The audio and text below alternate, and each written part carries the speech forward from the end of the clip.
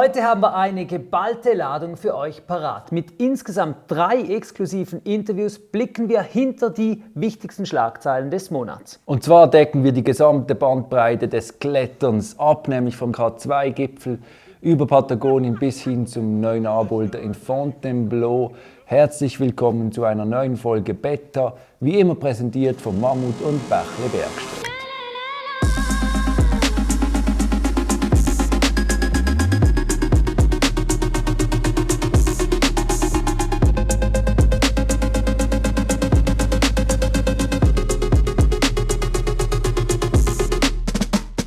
Dramatische Wende am K2. Seit dem Gipfelerfolg der Nepalesen Mitte Januar sind nun 5 Menschen gestorben beim Versuch, den zweithöchsten Berg im Winter zu besteigen. Doch es hätte wohl noch viel schlimmer kommen können. Das erfahren wir gleich im exklusiven Gespräch mit Antonios Sikaris.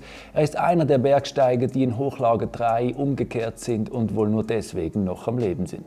Simon Lorenzi eröffnet mit Soudain Seul in Fontainebleau den erst zweiten 9A-Boulder der Welt. Mit dabei waren modifizierte Kletterschuhe, ein Kneepad und ein Buch. Was es mit all dem zu tun hat, haben wir mit Simon gesprochen und uns auch gefragt, ist es denn okay, wenn man ein Buch unter das Kneepad klemmt? Und quasi aus dem Nichts legte Sean Villanueva die Fitzroy-Traverse Solo-Begehung hin. Wir haben nun ein unterhaltsames Gespräch mit Sean geführt. Er verrät uns, wie er sich vorbereitet hat und was denn die heikelste Stelle war bei seinem Unterfangen.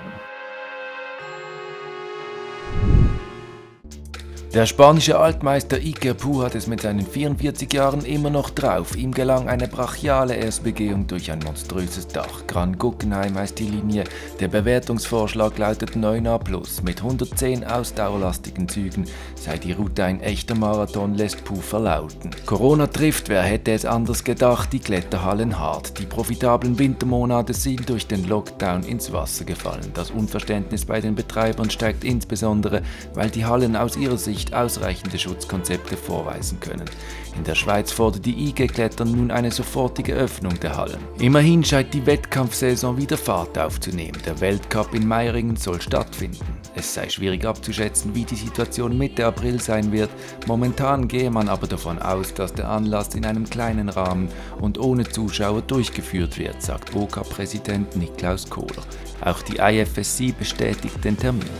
Fragezeichen tun sich hingegen auf, was die Olympischen Sommerspiele in Tokio anbelangt. Laut Gerüchten steht der Anlass auf der Kippe.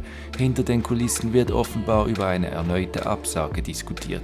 Kommt dazu, dass der Rückhalt in der Bevölkerung schwindet. Laut Umfragen wollen 80% der Japanerinnen und Japaner den Großanlass erneut verschieben oder gar absagen.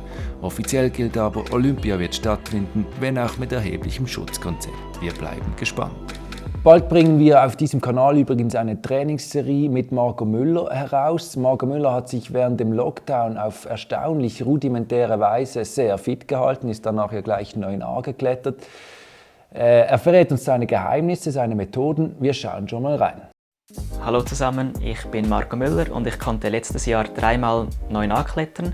Ja, mein Training ist etwas unkonventionell, da ich sehr viel zu Hause trainiere und an ganz einfachen Mitteln. Und genau das zeige ich euch.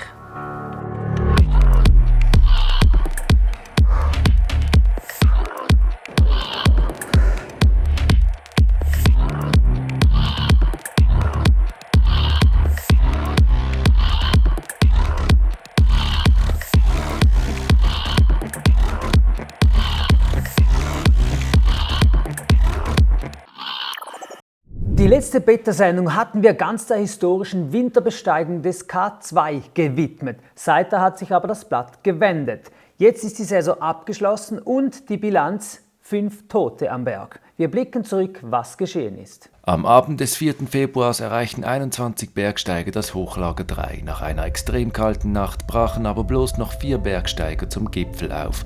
Der Pakistani Ali Satpara mit seinem Sohn Said, der Chilene Juan Pablo Moore und der Isländer John Snorri.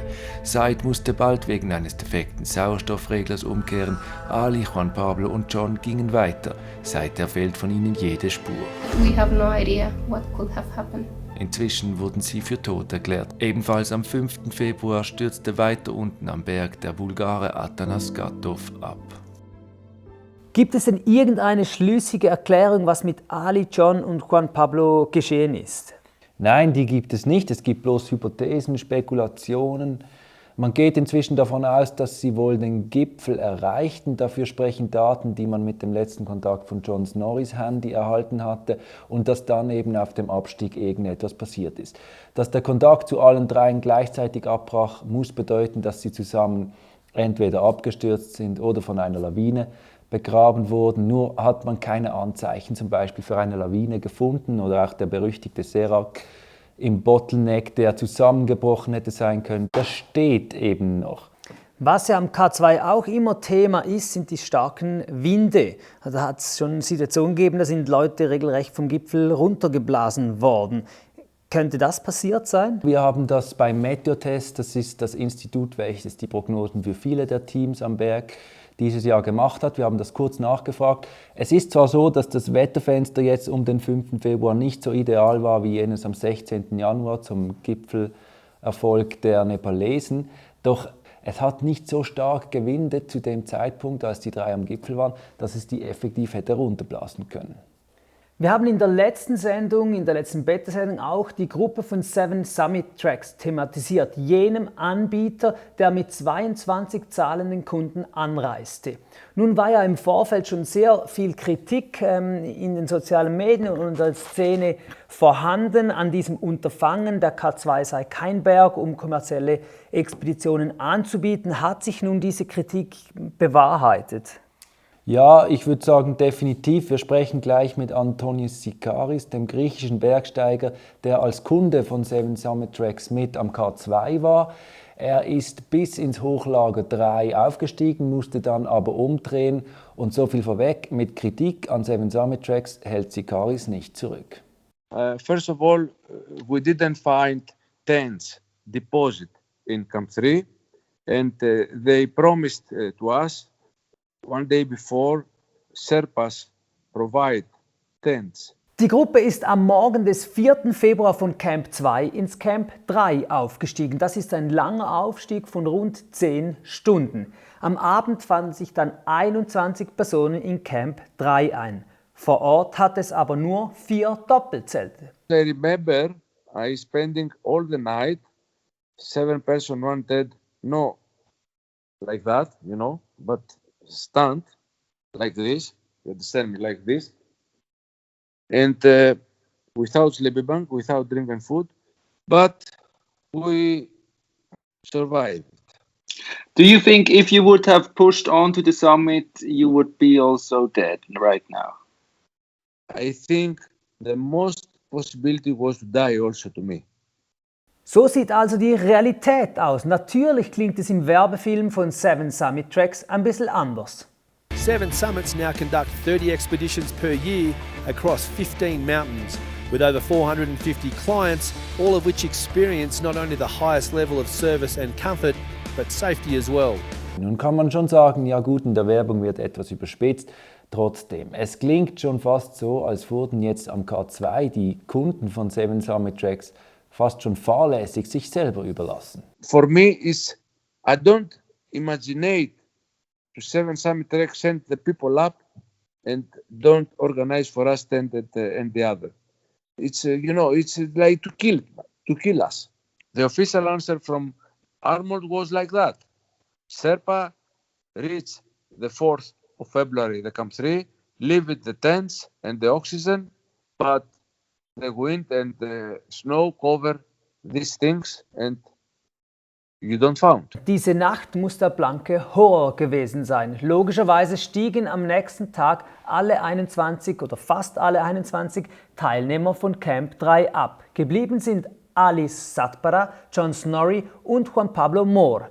Die drei waren ein eigenes Team und sind Richtung Gipfel aufgebrochen, obwohl nur ein kurzes Gutwetterfenster vorausgesagt wurde und es extrem kalt war. Weshalb sind sie trotzdem losgezogen? Das haben wir Antonios ebenfalls gefragt. Alice Satpara have here 200 million Pakistani persons. And she want to go to the summit from these people.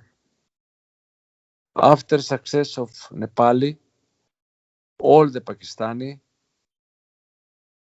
waited from him and his son, special from him and his son, to reach the summit, to feel proud. Große Erwartungen von außen, das erzeugt logischerweise großen Druck und das ist einfach nicht hilfreich bei kritischen Entscheidungen in den Bergen. Me, 2 times I had telephone. It's really with Prime Minister, personal to me. I am one simple person. And Prime Minister Kyriakos Mitsotakis called me and support me to reach the summit from the Greek. Ja, wir haben das jetzt während der gesamten K2-Wintersaison beobachtet. Der Gipfel wurde zur nationalen Errungenschaft hochstilisiert, als ging es um die Mondlandung. Oder? Wenden wir uns jetzt den Bouldern zu. Da gibt es eine frohe Botschaft aus Fontainebleau. Ein neuer 9a-Boulder ist geboren. Erst der zweite. Remo, du weißt Bescheid. Richtig, holen wir ganz kurz aus. Erstmals 9a vorgeschlagen für einen Boulder hat der Kletterer Nalle Hukataiwal im Oktober 2016 für Burden of Dreams. Dann kam der Franzose Charles Albert mit No Capote Only, einem Boulder in Fontainebleau, den er mit 9a ebenfalls bewertete.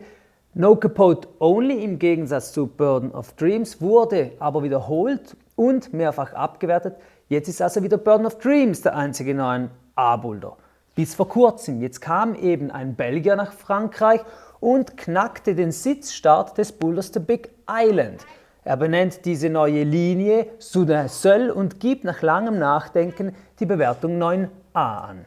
Actuellement, je pense que pour l'escalade en général, pour faire avancer le sport et pour avoir de nouvelles références dans ce niveau-là et dans ce style-là, parce que le seul Nova bloc actuellement c'est Burden of Dreams en Finlande, et c'est vrai que c'est un style tellement différent qu'on ne peut pas vraiment comparer, tandis qu'ici, ça crée un nouveau cadre de référence pour pouvoir aussi ajuster certaines cotations autour de ça. Jetzt gab es aber nach seiner Begehung schon gleich Kritik, nicht was den Grad anbelangt, sondern was den Stil anbelangt. Das hat vor allem damit zu tun, dass Simon Lorenzi ein Buch unter das Kneepad geklemmt hat. Wir haben Simon gefragt, erklär uns mal, was hast du da genau angestellt? C'est assez simple. J'ai pris ce bouquin, donc je collais cette face-là juste avec du spray, de la colle en spray de physio. Donc c'est la colle en spray qu'on utilise pour que les tapes ne glissent pas. Et donc je collais ça directement comme ça sur ma cuisse. Et une fois que j'avais collé ça sur ma cuisse, je remettais du spray là pour que ça colle bien à la genouillère et que ça glisse pas en fait. Donc c'est assez simple, c'est pas très compliqué, ça fonctionne très bien. Ja, Remo, im Bouldern ist die Stildiskussion halt schon eine sehr sensible. Kneepads werden ja an sich schon etwas zweifelhaft behandelt. Sie gelten ja inzwischen eigentlich fast schon als illegale Hilfsmittel. Wie kommt jetzt es da in der Szene an, dass sich der Simon Lorenzi gleich ein Buch noch unter das Kneepad klemmt? Also zuerst mal zum Kneepad, illegales Hilfsmittel. Es gibt schon so eine Fraktion, aber die meisten sehen es eigentlich als Entwicklung des Sports. Egal. Es wird natürlich schon jetzt kontrovers diskutiert, was der Simon Lorenzi da gemacht hat. Ob es jetzt natürlich ist, ein Buch unter das Kneepad zu klemmen oder ist es ein technisches Hilfsmittel, um das Bein zu verlängern. Und es tauchen auch schon die ersten Witze auf. Da haben wir zum Beispiel einen Melkstuhl für Sitzstarts, schwierige oder für kleinere. Dann haben wir, für die Kleinen haben wir die Plateauschuhe. Genau, aber jetzt mal zurück zu den seriösen Sachen und Bewertungen und Einstufungen. Wir haben dann Simon Lorenzi gefragt, ja sag mal, wie stehst du zur Kritik, die jetzt an dich herangetragen wird zum Thema Schuhe modifizieren und vor allem Buch unter das Kneepad klemmen? Je trouve que finalement, c'est optimiser les choses et optimiser ce qu'on peut avec les inconvénients morphologiques qu'on peut avoir, sans en fait dénaturer l'utilisation qu'on peut faire de la genouillère. C'est-à-dire que la genouillère, je devais l'utiliser exactement de la même façon, que ce que n'importe qui, que n'importe qui. Et voilà, ça change. Je veux dire, mettre ce livre, ça me donnait pas d'avantage par rapport à d'autres qui n'avaient pas besoin de mettre le livre, quoi. Enfin, c'est juste que ça me permettait de mettre le genou là où je pouvais pas. Ja, warum nicht ein Buch darunter kleben? Remo, wie siehst du die Sache? Ja, also grundsätzlich bin ich voll und ganz der Meinung von Simon Lorenzi. Ich sehe Kneepads, wie schon vorhin gesagt, gehört dieser Fraktion an als Weiterentwicklung des Sports. Kletterschuhe sahen auch mal anders aus, sind heute viel komplexer und ausgeklügelter. Was mich jetzt zum Beispiel viel mehr stört so an der Entwicklung des Sports, sind irgendwie dröhnende Musikboxen, Ventilatoren und surrende Drohnen und überall stehen GoPros im Wald rum. Und das nicht einmal bei Profis, die ja sich irgendwie feiern müssen und das Ganze in den sozialen Medien präsentieren müssen, sondern Amateure wie du und ich. Aber lassen wir nun sämtliche Kontroversen und Tragödien hinter uns und befassen wir uns nochmals mit etwas Positivem, wirklich nur Positivem. Eine Neuigkeit, die uns sehr gefreut hat. Die unglaubliche Sensationsleistung von Sean Villanueva.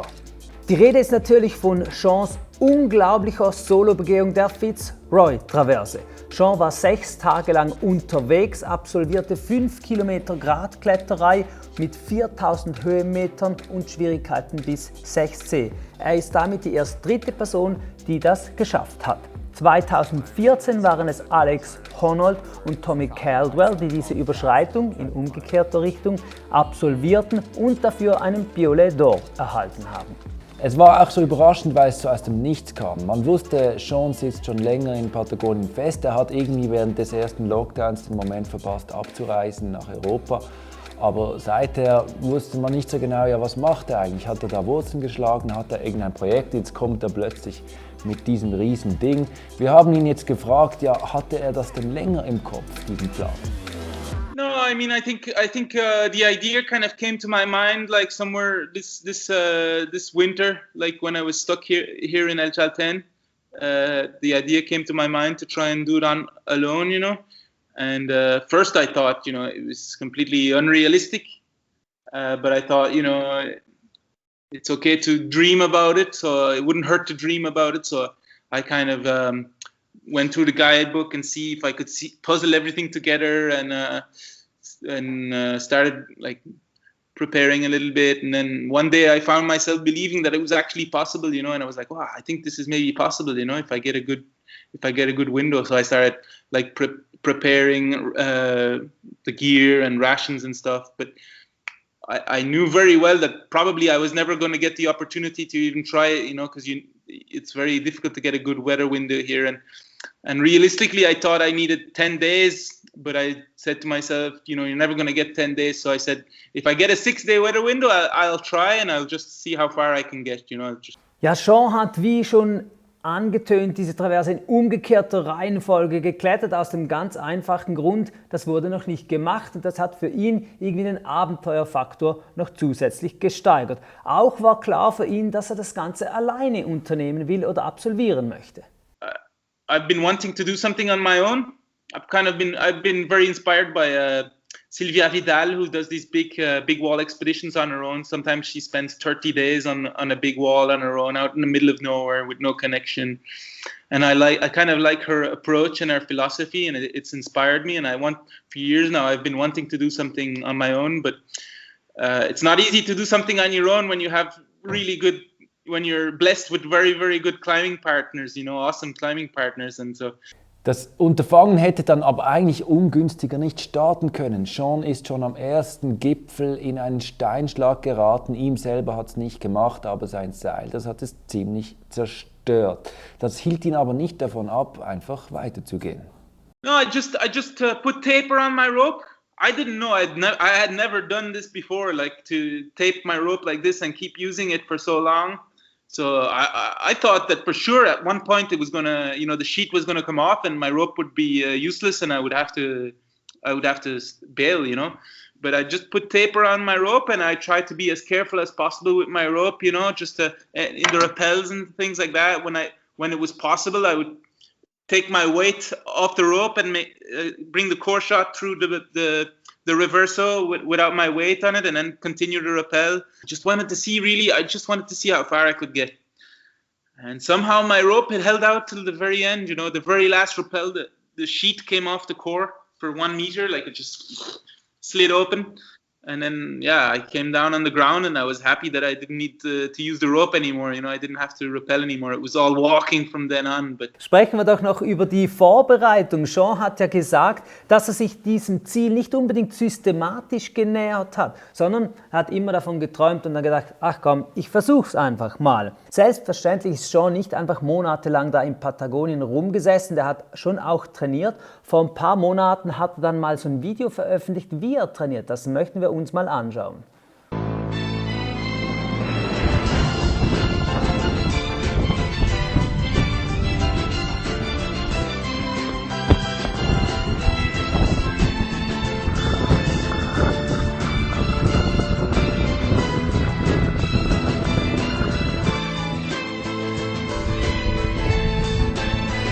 I thought it was a joke, but then when I saw you did the traverse, I thought, okay, now I think he just trained for the traverse. Is that right, or was it? yeah, I'm afraid so. That's what my training looks like. I mean, it's not very structured or it's not very professional or anything. But yeah, I mean, I enjoy it, and yeah, I was doing that kind of stuff the whole winter. You know, I was even in the cold when it was like -10, -20 degrees Celsius. I was out there going for runs and doing push-ups and pull-ups, and I mean, I really enjoy a little bit of hardship. You know, I like to suffer a little bit. So this place is amazing for that kind of stuff because the conditions are very difficult a lot of the time. You know, it's very windy and it's cold and it's hard.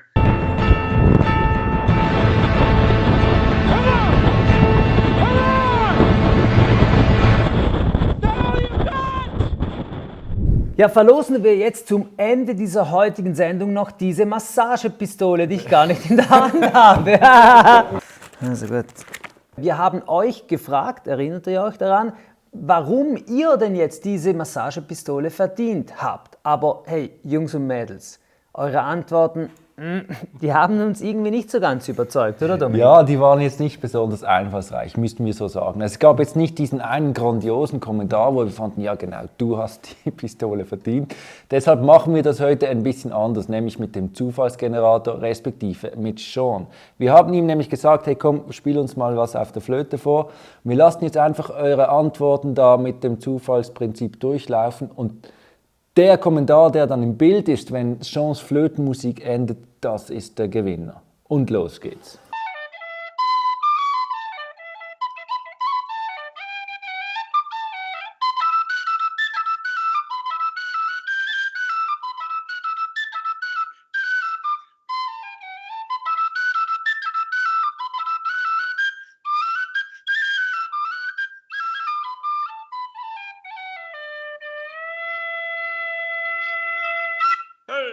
Der Gewinner ist Reto Künzi, offenbar ein Weinliebhaber, so wie sein Profilbild aussieht. Remo, schau mal nach, gibt's den Mensch? Reto Künzi Wein, googeln wir mal.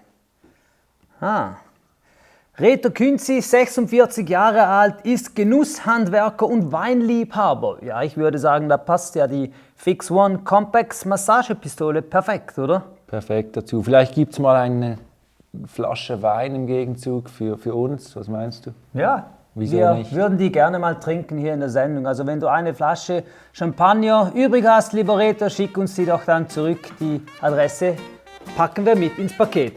Ja, damit wären wir am Schluss der heutigen Sendung. Vielen Dank, dass ihr dabei wart und wie immer Daumen hoch und Kanal abonnieren. Bis zum nächsten Mal.